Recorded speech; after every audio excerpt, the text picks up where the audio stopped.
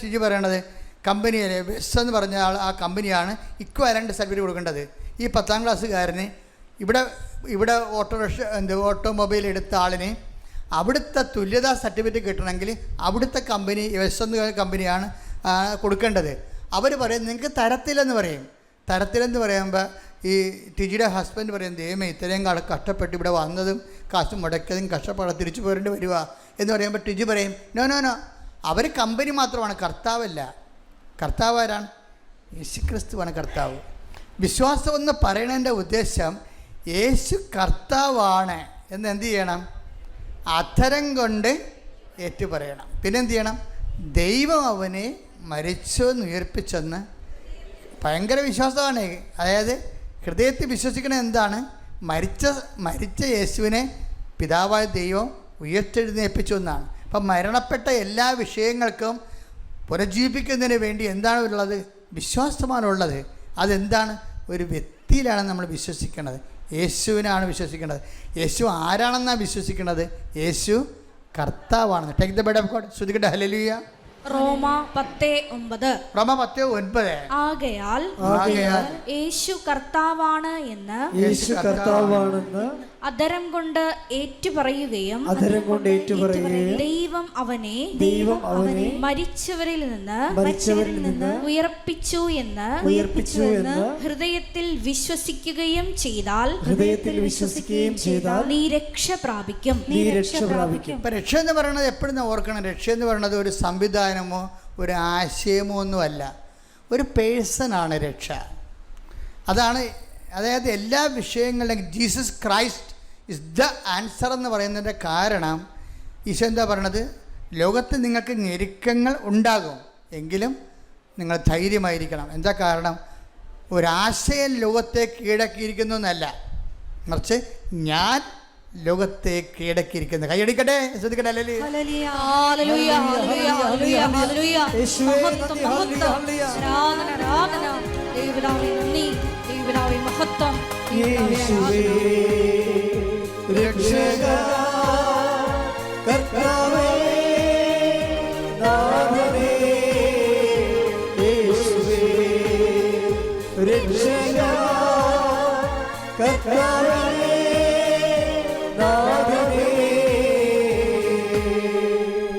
ഇത് എപ്പോഴും ഈ റോമ 10:9 എപ്പോഴും മനസ്സിൽ കുറിച്ചിട്ടേക്കണം.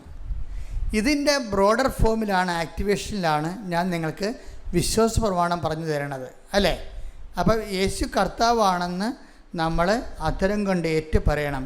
ഏറ്റുപറച്ചിൽ എപ്പോഴും ഏറ്റുപറയുമ്പോൾ ഉണ്ടാകുന്ന വിഷയം, യേശു കർത്താവാണെന്ന് അധരം കൊണ്ട് ഏറ്റുപറയുന്നതിന് പ്രാർത്ഥനയെന്ന് പറയും, പ്രഖ്യാപനം എന്ന് പറയും.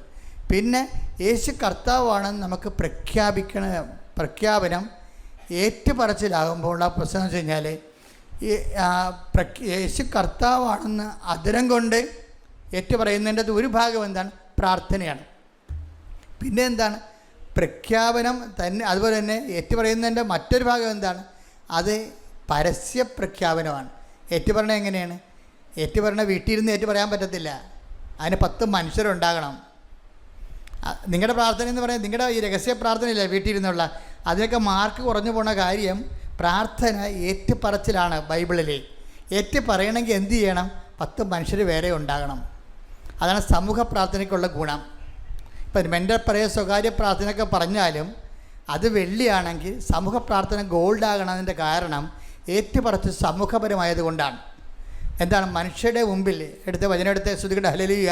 മത്തായി 10:32 മനുഷ്യരുടെ മുമ്പിൽ എന്നെ ഏറ്റുപറയുന്നവനെ എന്റെ സ്വർഗസ്ഥനായ പിതാവിന്റെ മുമ്പിൽ ഞാനും ഏറ്റുപറയും. എൻ്റെ അർത്ഥം എന്താണ്? ഈ പ്രാർത്ഥന അങ്ങോളം എത്തുമെന്നാണ് പറയണത്. അല്ലെങ്കിൽ ഇടയ്ക്ക് വെച്ച് യൂട്ടേൺ അടിക്കും ഈ സാധനം. മനുഷ്യരുടെ മുമ്പിലാണ് നിങ്ങൾ ഏറ്റു പറയണമെന്നുണ്ടെങ്കിൽ അതാണ് കുടുംബ പ്രാർത്ഥനയ്ക്കുള്ള ഗുണം. അതാണ് കുടുംബ പ്രാർത്ഥന. എന്താണ്? കൊച്ചും കുഞ്ഞും വരുന്നത്. ഇപ്പോൾ എൻ്റെ ഫേസ്ബുക്കിൽ ഞാനൊരു കുടുംബത്തെ ഷെയർ ചെയ്തിട്ടുണ്ട്. ഒരു അപ്പന് 10 മക്കൾ. അപ്പോൾ 10 മക്കളെന്ന് വെച്ച് കഴിഞ്ഞാൽ ഏറ്റവും മൂത്ത മക്കളെ +2 പഠിക്കണത്. എല്ലാം ഒരു വയസ്സൊരു വ്യത്യാസമേ ഉള്ളൂ. എന്ത് രസമാണ് എല്ലാം കൂടി ഇരിക്കും. അപ്പന് ഈ കുഞ്ഞുങ്ങളായിട്ടിരുന്ന് കളിക്കണം, കാണാൻ നല്ല രസമാണ്. നമുക്ക് ഭയങ്കര രസമാണ് കാണാൻ. അപ്പോൾ അതുപോലെ ഈ കുടുംബങ്ങളെല്ലാം ഒരുമിച്ച് പ്രാർത്ഥിക്കുന്നത് ഒരു സമൂഹപരമായ ഏറ്റുപറച്ചിലാണ്. നിങ്ങളവർക്ക് അവൻ വരണില്ല ഇവൻ വരണില്ല ഞാനില്ലാത്തവൻ വിളിച്ച് മടുത്തെന്നൊക്കെ പറഞ്ഞിട്ട് അമ്മ മൂലക്ക് മാറി ഒറ്റക്കിരുന്ന് പ്രാർത്ഥിക്കത്തില്ലേ? ഇല്ലേ? അത് ഒറ്റക്ക് പോലെ ഇരുന്ന് പ്രാർത്ഥിക്കണില്ലെങ്കിൽ അങ്ങനെയുള്ള നരകം പിടിച്ച വീട്ടിൽ നിങ്ങൾ ഒറ്റക്കെങ്കിലും പ്രാർത്ഥിക്കണില്ല എന്നുണ്ടെങ്കിൽ ദൈവം അതിന് തീയിടാൻ സാധ്യതയുണ്ട്. എന്താ കാര്യം? വിശ്വാസം കൊടുത്തിട്ട് വിശ്വാസം കളഞ്ഞു കുളിച്ചതല്ലേ? ആരാണ്ട് വായി നോക്കികൾ പറഞ്ഞിട്ട് നിങ്ങൾ വിശ്വാസം കളഞ്ഞു കുളിച്ചതല്ലേ? എൻ്റെ മക്കളെ, വിശ്വാസം കളഞ്ഞു കുളിക്കാൻ വേണ്ടി നിങ്ങളുടെ ചുറ്റും ആൾക്കാരുണ്ട്. സഭയെ എതിർക്കുന്നവരും സഭയുടെ വിശ്വാസങ്ങളെ ചോദ്യം ചെയ്യുന്നവരുണ്ട്. ഭയങ്കര രസമല്ലേ? അപ്പം അതൊക്കെ നമുക്ക് അഭിമാനം തോന്നണം. ഇപ്പം എനിക്കതിൻ്റെ ഒരു 100 വീഡിയോ കൃപാസനത്തിനെതിരെ ഉണ്ട്. എന്താ കാര്യം? അപ്പം അതിന് അത്ര എതിരെ ഉണ്ടായിട്ടും നമ്മളതൊന്നും മൈൻഡ് ചെയ്യാതെ നമ്മളെ ഏൽപ്പിച്ച ജോലി പൂർത്തിയാക്കണം. കർത്താവ് എന്താ പറഞ്ഞ അവസാനം വന്നപ്പോൾ? പല പ്രശ്നങ്ങളുണ്ട്. യുദാസുണ്ട്, പിലാത്തോസുണ്ട്. കൂട്ടം നിൽക്കണ പത്രോസ് തന്നെ ചില സമയത്ത് തള്ളിപ്പറയുന്നത് തോന്നണത്. മർക്കോസ് തുണിയില്ലാതെ ഓടും. അങ്ങനെ പരുവക്കേടാണ്. പക്ഷേ പരുവക്കേടാണെങ്കിലും സംഗതി എൻ്റെ ചുറ്റും പരുവക്കേടാണെങ്കിലും ഞാൻ എന്നെ ഏൽപ്പിച്ച ജോലി പൂർത്തിയാക്കി. കൈയടിച്ച ശ്രദ്ധിക്കട്ടെ, ഹല്ലേലൂയ. കൈതപ്പെടപ്പോൾ ശ്രദ്ധിക്കട്ടെ, ഹല്ലേലൂയ. യോഹന്നാൻ 17:4. ഇതാണ് നിങ്ങളുടെ നിലപാട്. എന്താണ് യോഹന്നാൻ 17:4? അവിടുന്ന് എന്നെ ഏൽപ്പിച്ച ജോലി പൂർത്തിയാക്കിക്കൊണ്ട് ഭൂമിയിൽ അവിടുത്തെ ഞാൻ മഹത്വപ്പെടുത്തി.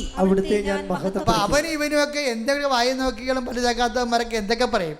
പക്ഷെ നമ്മളെ സംബന്ധിച്ചിടത്തോളം ഏൽപ്പിച്ച ജോലി പൂർത്തിയാക്കുക. അപ്പോൾ വളരെ സൈലൻസ് ആയിരിക്കണം. നിങ്ങൾ ഏൽപ്പിച്ച ജോലി പൂർത്തിയാക്കാൻ ഇൻറ്റേർണൽ സൈലൻസ് വേണം. അല്ല കലപില താറാ കൊക്കണ പോലെ അവരങ്ങനെ പറഞ്ഞില്ല അതങ്ങനെ പറഞ്ഞില്ല അത് കേട്ടില്ല ഇത് കേട്ടില്ല എന്ന് പറഞ്ഞുകൊണ്ട് കണാകുണ പറഞ്ഞിട്ട് കാര്യമില്ല. B silent. വളരെ സൂക്ഷ്മതയോടുകൂടി നമ്മൾ കൃത്യമായിട്ട് നല്ല ഫിനിഷിങ് ടൈമിൽ ലാൻഡ് ചെയ്യും. ആ പറയുന്ന കൗണ്ട് ഡൗണിൻ്റെ സമയത്ത് നമ്മൾ ലാൻഡ് ചെയ്യും. എന്താണ്? ഏൽപ്പിച്ച ജോലി പൂർത്തിയായിക്കൊണ്ട്.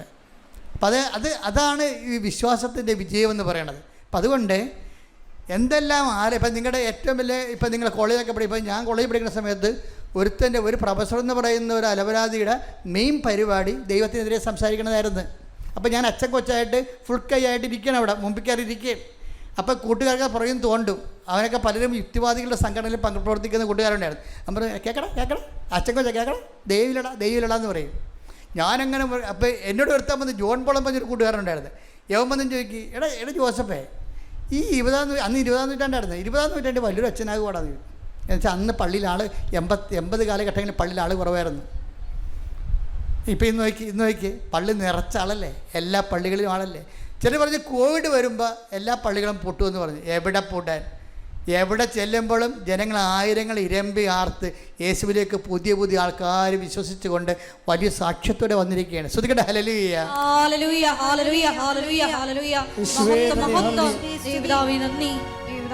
ഒരുമിച്ച് പാടാം.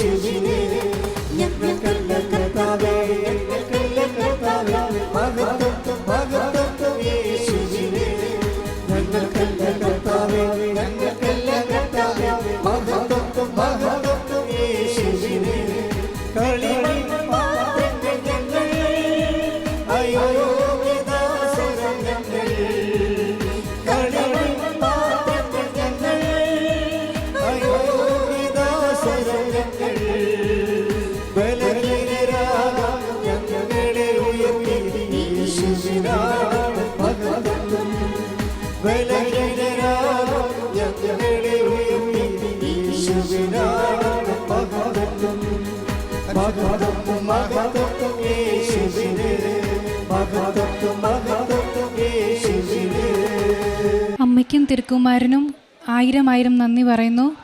എൻ്റെ പേര് ജിനി എന്നാണ്. ഞാൻ കാവാലത്തു നിന്നാണ് വരുന്നത്. ഞാനൊരു ലാബ് ടെക്നീഷ്യനാണ്. ഞാൻ 3 വർഷമായിട്ട് ജോലി ചെയ്യുന്നുണ്ടായിരുന്നു. അപ്പോഴത്തേക്കിനാണ് കഴിഞ്ഞ വർഷം ജനുവരിയിൽ കുവൈറ്റിലേക്ക് അണ്ടർ എംഒഎച്ചിൻ്റെ ഒരു ഇൻ്റർവ്യൂ നടക്കുന്നത്. അപ്പം ഞാനതിൽ പോയി അറ്റൻഡ് ചെയ്തു. പക്ഷേ എനിക്കത് പാസ്സാവാനായിട്ട് പറ്റിയില്ല, എക്സാം ഫെയിലായിപ്പോയി. അത് കഴിഞ്ഞപ്പോൾ അമ്മ എന്നോട് പറഞ്ഞു, നീ എന്തായാലും അറ്റൻഡ് ചെയ്തതല്ലേ, ഫെയിലായല്ലോ, അപ്പോൾ എന്തായാലും ഇനി ഉടമ്പടി എടുത്ത് പ്രാർത്ഥിക്ക്. ഉടമ്പടി എടുത്ത് കഴിയുമ്പോഴത്തേക്കും നിനക്ക് അടുത്ത ഇൻ്റർവ്യൂ അറ്റൻഡ് ചെയ്യുമ്പോൾ നീ ഉറപ്പായിട്ട് നീ പാസ്സാവും എന്ന് പറഞ്ഞു. അപ്പോൾ ഞാൻ എനിക്ക് ആദ്യമൊന്നും ഉടമ്പടി എടുക്കാൻ അത്ര വലിയ താല്പര്യമില്ലായിരുന്നു. കാര്യം വിശ്വാസം ഇല്ലാഞ്ഞിട്ടല്ല, എന്നെക്കൊണ്ടത് തുടർന്ന് പോകാൻ പറ്റുമോ എന്നുള്ളൊരു പേടി ഉണ്ടായിരുന്നു. കാര്യം പറയുന്ന കാര്യങ്ങളെല്ലാം ചെയ്യാൻ പറ്റുമോ എന്നൊക്കെയുള്ളൊരു ഡൗട്ടുണ്ടായിരുന്നു. അതുകൊണ്ട് എനിക്ക് ആദ്യമൊക്കെ അമ്മ പറയുമ്പോൾ ഞാനത് എടുക്കാമെന്ന് പറഞ്ഞ് തള്ളി വിടുമായിരുന്നു. പക്ഷേ അത് കഴിഞ്ഞപ്പോഴത്തേക്കിനാണ് ജനുവരിയിൽ എക്സാം കഴിഞ്ഞു. പിന്നെ ഒരു 6-7 മാസം കഴിഞ്ഞിട്ടേ അടുത്ത ഇൻ്റർവ്യൂ ഉണ്ടാവുള്ളൂ. പക്ഷേ മാതാവിൻ്റെ ഇടപെടൽ കൊണ്ട് അത് കഴിഞ്ഞിട്ടൊരു 4 മാസം കഴിഞ്ഞപ്പം അവർ അടുത്ത ഇൻ്റർവ്യൂ വിളിക്കുക.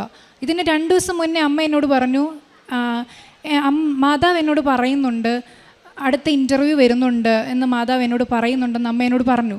അമ്മ എന്നോട് ഇത് പറഞ്ഞ് 2 ദിവസം കഴിഞ്ഞപ്പോഴത്തേക്കിനാണ് ഏജൻറ്റ് എന്നെ വിളിക്കുന്നത്, അടുത്ത ഇൻ്റർവ്യൂ വരുന്നുണ്ട്, അറ്റൻഡ് ചെയ്യാൻ താല്പര്യമുണ്ടോ, ഞാൻ ഡോക്യുമെൻറ്റ്സ് എല്ലാം കൊടുത്തോട്ടേന്ന് ചോദിച്ചു. അങ്ങനെ ഞാൻ പറഞ്ഞു കൊടുത്തോളാം പറഞ്ഞു. അപ്പോൾ ഞാനും എൻ്റെ 2-3 ഫ്രണ്ട്സും ഉണ്ടായിരുന്നു, ഞങ്ങളെല്ലാം കൊടുത്തു.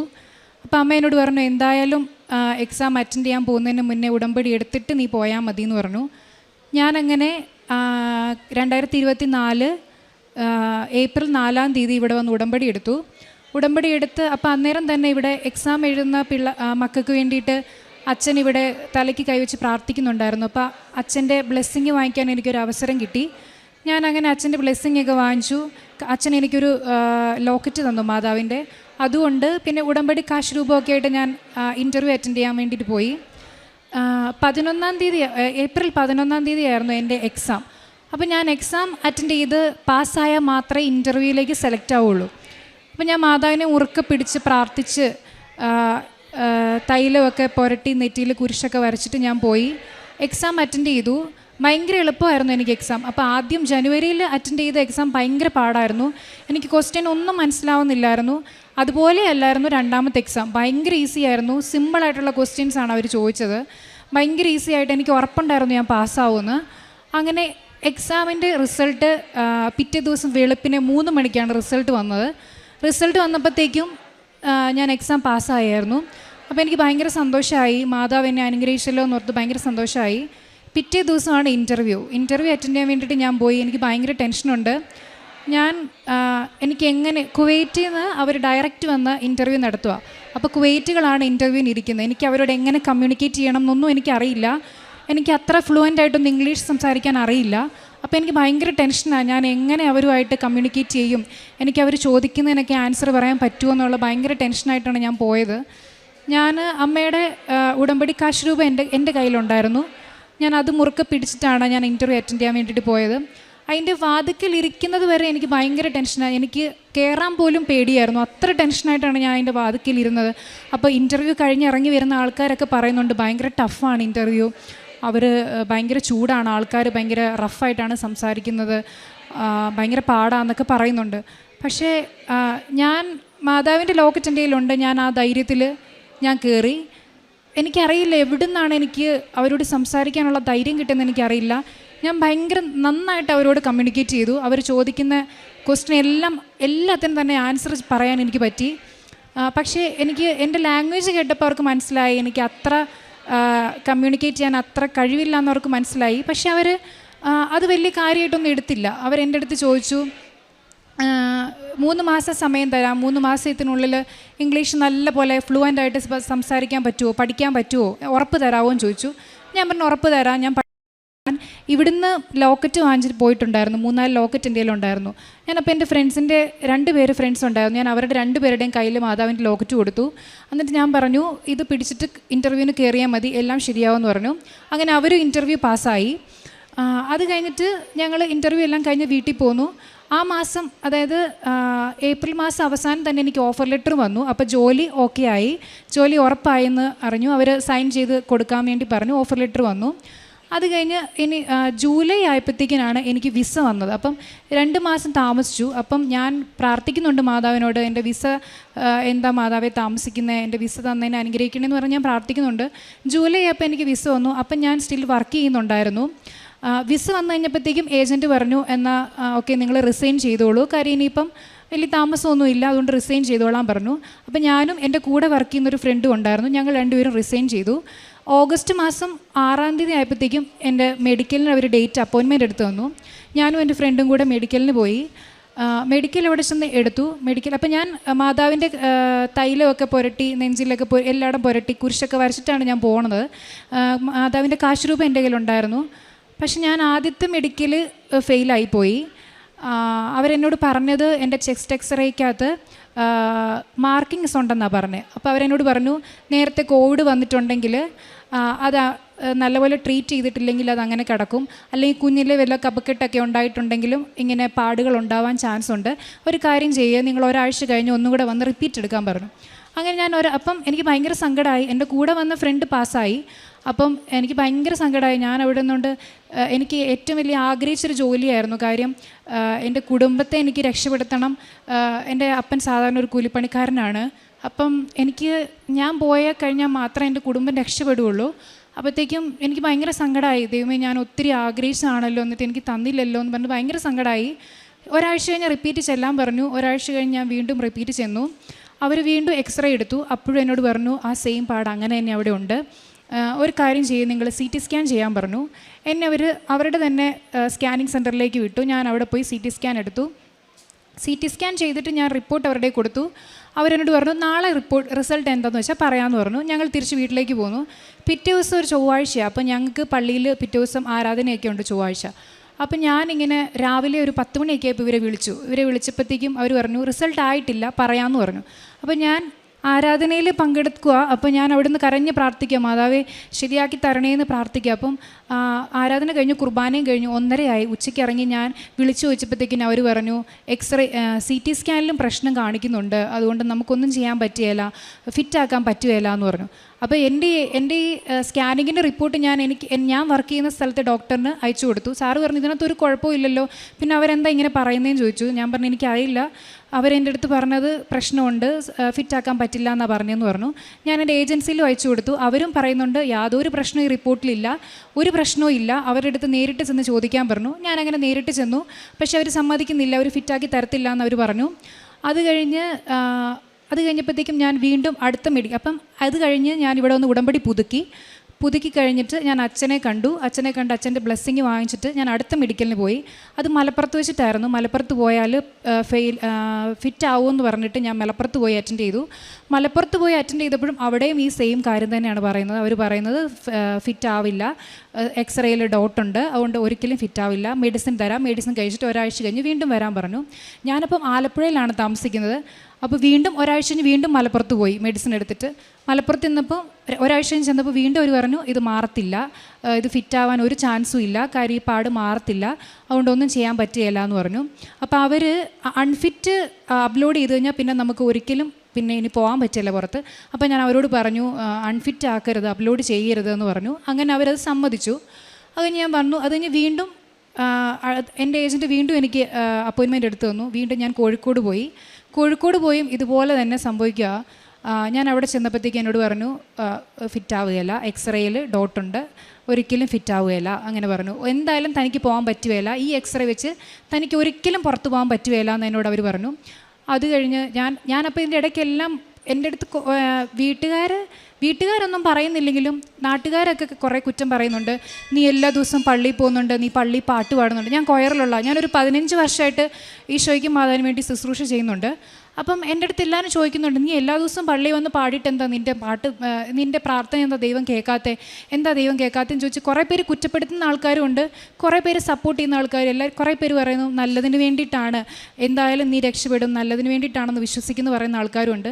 പക്ഷേ എന്തൊക്കെയാണെന്ന് പറഞ്ഞാലും ഞാനപ്പോൾ ജോലി റിസൈൻ ചെയ്ത് ഞാൻ വെറുതെ വീട്ടിൽ നിൽക്കുവാണ്.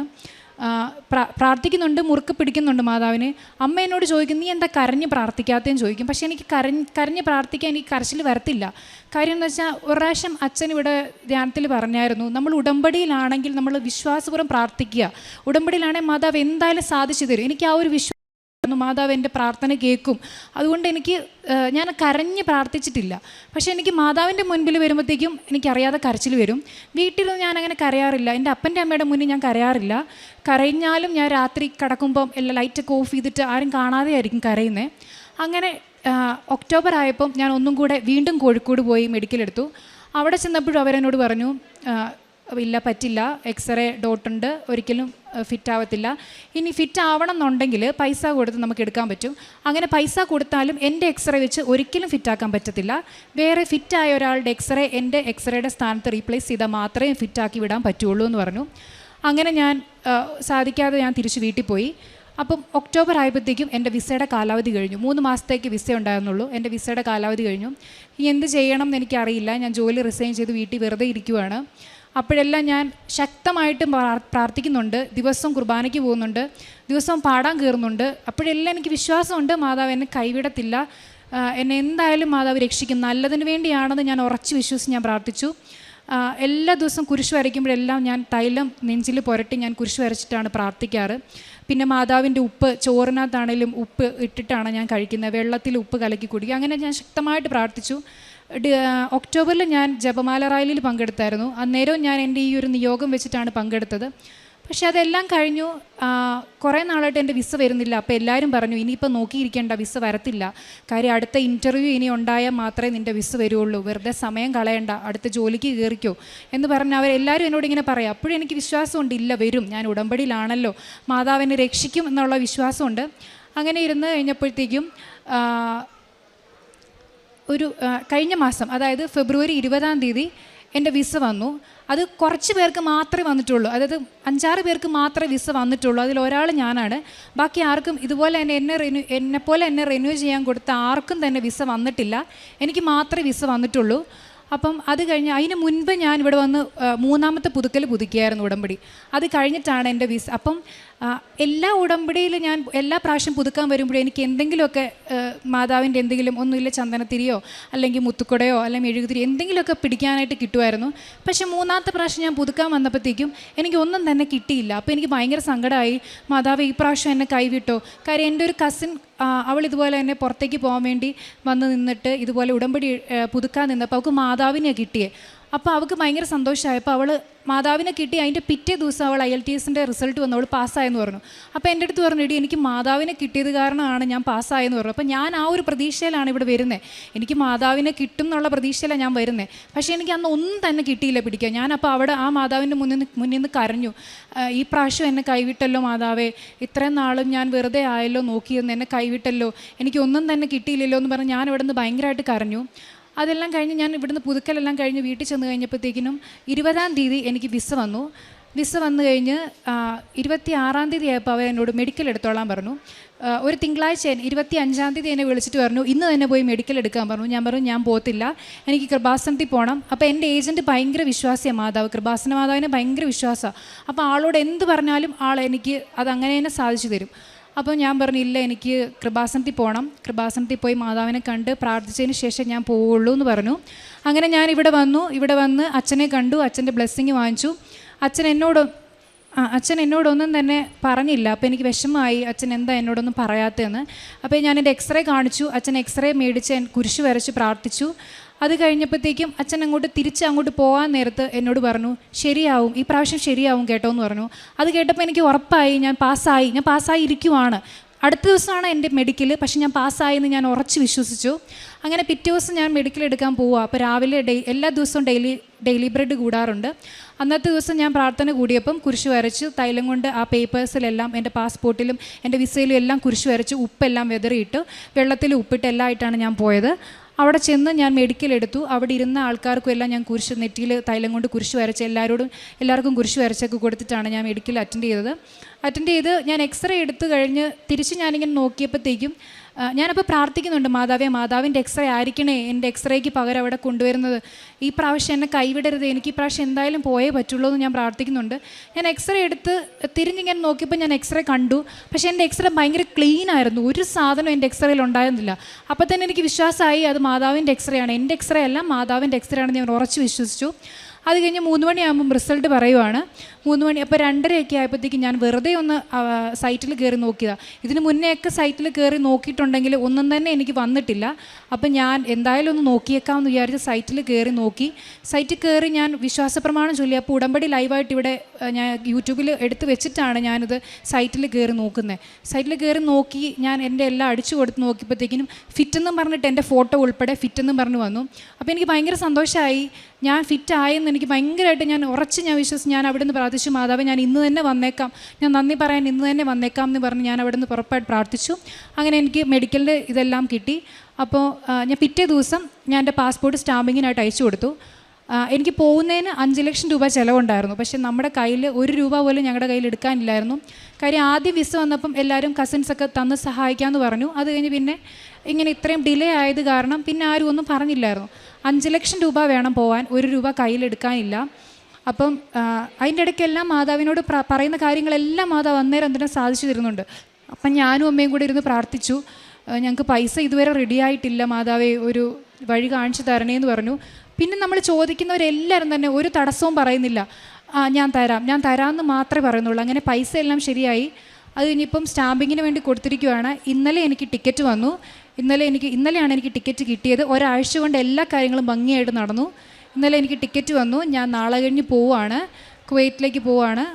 അപ്പം മാതാവിനും ഈശോ എനിക്ക് ഇത്രയും അനുഗ്രഹങ്ങൾ തന്ന മാതാവിനും ഈശോയ്ക്കും ഒരുപാട് നന്ദി പറയും. പ്രേക്ഷിത പ്രവർത്തനമായിട്ട് ഞാൻ ഇവിടെ നിന്ന് എല്ലാ മാസവും വന്ന് പത്രം വാങ്ങിച്ച് പത്രം എല്ലായിടത്തും കൊണ്ട് കൊടുക്കാറുണ്ടായിരുന്നു. ഹോസ്പിറ്റലിലൊക്കെ കൊണ്ട് കൊടുക്കും. പിന്നെ എനിക്ക് ആത്മീയമായിട്ട് വളർച്ച എന്ന് പറഞ്ഞാൽ ഞാൻ എല്ലാ ദിവസവും അരമണിക്കൂർ വെച്ച് ബൈബിൾ വായിക്കാൻ തുടങ്ങി. ഞാൻ ആദ്യമൊന്നും അങ്ങനെ ചെയ്യാറില്ലായിരുന്നു. എല്ലാ ദിവസവും കുർബാനയ്ക്ക്, അതായത് ഡ്യൂട്ടിയുള്ള സമയത്തൊന്നും എനിക്ക് കുർബാനയ്ക്ക് പോകാൻ പറ്റിയിട്ടില്ല. ഒരു ദിവസം ലീവ് കിട്ടിയാലും ഞാൻ മടി പിടിച്ച് കിടക്കുമായിരുന്നു. ഒരു ദിവസമല്ലേ ഉറങ്ങാൻ പറ്റുള്ളൂ എന്ന് പറഞ്ഞ് കിടക്കുമായിരുന്നു. പള്ളിയിലൊന്നും പോകത്തില്ലായിരുന്നു. പക്ഷേ ഉടമ്പടി എടുത്തതിന് ശേഷം എല്ലാ ദിവസവും പള്ളിയിൽ പോകാൻ പറ്റുന്നുണ്ട്. ഇപ്പോൾ എല്ലാ ദിവസവും ഞാൻ പള്ളിയിലും പോകുന്നുണ്ട്. അരമണിക്കൂർ വെച്ച് ബൈബിൾ വായിക്കാൻ പറ്റുന്നുണ്ട്. അതുപോലെ തന്നെ എല്ലാ ദിവസവും കുരിശ് വരയ്ക്കാൻ സാധിക്കുന്നുണ്ട്. എല്ലാ ദിവസവും ഒരു ദിവസം പോലും ഇപ്പോൾ കുരിശ് വരയ്ക്കാതെ കിടക്കാൻ പറ്റത്തില്ല. അങ്ങനത്തെ ഒരു അവസ്ഥയാണ്. എല്ലാ ദിവസവും കറക്റ്റായിട്ട് മാതാവിൻ്റെ പ്രാർത്ഥന ചൊല്ലുന്നുണ്ട്. രാവിലെ 5:30 എഴുന്നേറ്റ് പ്രാർത്ഥന ചൊല്ലുന്നുണ്ട്. അങ്ങനെ ആത്മീയമായിട്ട് എനിക്ക് ഒരുപാട് വളർച്ച കിട്ടി. കുമ്പസാരിക്കാൻ പറ്റി. രണ്ടാഴ്ച കൂടുമ്പോൾ എനിക്ക് കുമ്പസാരിക്കാൻ പറ്റുന്നുണ്ട്. ആദ്യമൊന്നും അങ്ങനെ ചെയ്തിരുന്നില്ല. ഇപ്പോൾ എല്ലാം കറക്റ്റായിട്ട് എല്ലാ കാര്യങ്ങളും ചെയ്യുന്നുണ്ട്. മാതാവിനും ഈശോയ്ക്കും ഒരുപാട് നന്ദി പറയുന്നു.